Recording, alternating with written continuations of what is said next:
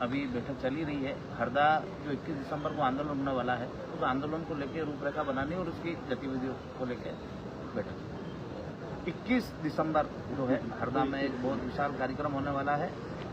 अन्याय जो लोकतंत्र का उन्होंने हनन करा था, उस लोकतंत्र को बचाने के लिए और सभी लोगों को जब सरकार बोलती है कि समानता का अधिकार है, तो हमें भी समानता का अधिकार मिलना चाहिए। जिस प्रकार से हमारे साथ बर्बरतापूर्वक लाठीचार्ज हुआ, उसमें उन पुलिसकर्मियों को सजा होनी चाहिए। तो उन सभी मांगों को लेकर बाकी हमारी जो 8 जनवरी में जो हमारी 21 सूत्री मांगे थी, जो सरकार ने हमें लिख के दिया था और पलट गई थी, उन मांगों को भी हमने सम्मिलित कराया और वो 21 दिसंबर के दिन सारी मांगों को लेके 21 मांगों को लेके हम प्रदर्शन करें। अगर पूरी मांगे नहीं होती तो क्या कुछ? हमने पिछली बार कहा था कि यदि मांगे पूरी नहीं तो हम सरकार का विरोध करेंगे। पिछली बार भी करा था। इस बार हमारे पास पर्याप्त समय है। हम यदि हमारी मांगे पूरी नहीं की गई तो हम इस बार राजनीतिक रूप से सरकार का विरोध करेंगे और अपने कैंडिडेट उतारेंगे। जो 21 सूत्री मांग है उसमें एक दो बता दीजिए। जैसे कि हमने शुरू से कहा है कि हम सर्व समाज को साथ में लेकर चलते हैं और हर एक वर्ग की बात करते हैं, शुरू से करते आ रहे हैं।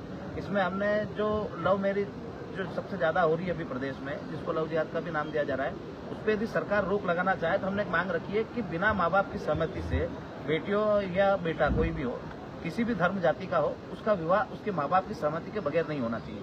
जब सरकार इस नियम को, कानून को लागू कर देगी तो मुझे नहीं लगता कि लव जिहाद जैसी या लव मैरिज जैसी मामले होंगे और बच्चों का भविष्य बर्बाद होगा।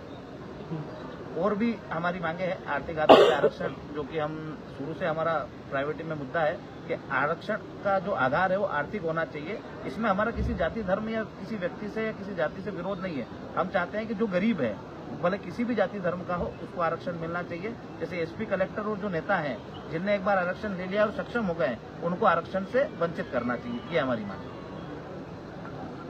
पिछली बार सरकार ने आपको वादा किया लेकिन मुकर गई, आपके वादे पूरे नहीं किया, फिर आप उतर रहे हैं। क्या आपको यकीन हो रहा है कि सरकार इस बार फिर आपका बराबर कर देगी? हम तो जनता को ये बताना चाहते हैं बार बार कि सरकार किस प्रकार से अधर्म कर रही है और हमारी लड़ाई अधर्म और अन्याय के खिलाफ है।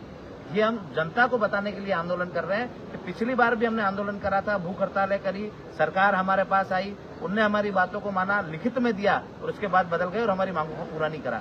और आज फिर जब हमारे साथ अत्याचार हुआ है, अन्याय हुआ है, तो हमने फिर सरकार से गुहार लगाई कि जो हमारे साथ अत्याचार और अन्याय हो रहा है, जिस प्रकार से पुलिस निर्भरता पूर्वक लाठी डंडे बरसा रही है, हमारे कार्यकर्ताओं को मार रही है, हमारे ऊपर भी जान से मारने की कोशिश कर रही है, तो इनके ऊपर जो पुलिसकर्मी थे, इनके ऊपर कार्रवाई होनी थी। और प्रशासन और सरकार दोनों मिली हुई है। सरकार के कहने पे ही लाठीचार्ज हुआ है और सरकार इनको बचा रही है और बार बार हाथ पीछे